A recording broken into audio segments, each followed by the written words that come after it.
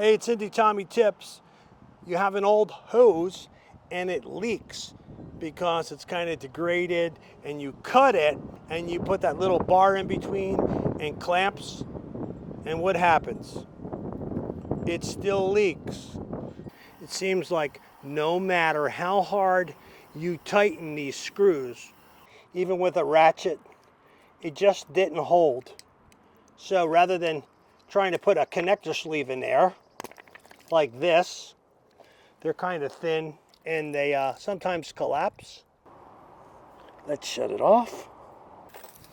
I'm going to release the pressure in the line. We're going to cut this here. Going to cut this guy.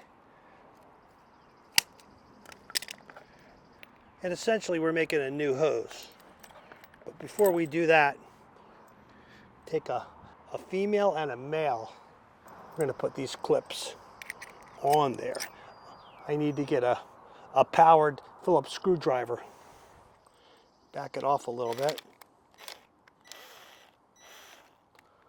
Okay, slide that over there. See that? Okay. Tighten it down. A little bit at a time on each side. Torquing it.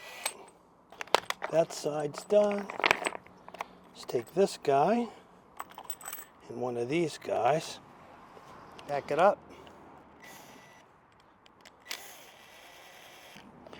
Don't go so far that it comes apart. This guy on.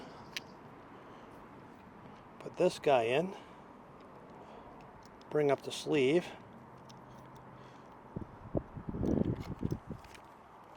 Tighten it up.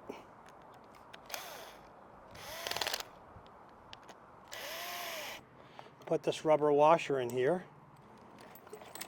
Put it together. Come together right now. Make this a little tighter. We'll turn the water on.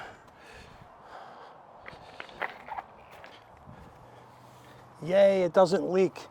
This solution, making 2 new hoses using these connectors, is so much better solution than using this junk and these bands. I put some links below where you can order these adapters. For Anti-Tommy Tips, thanks for watching.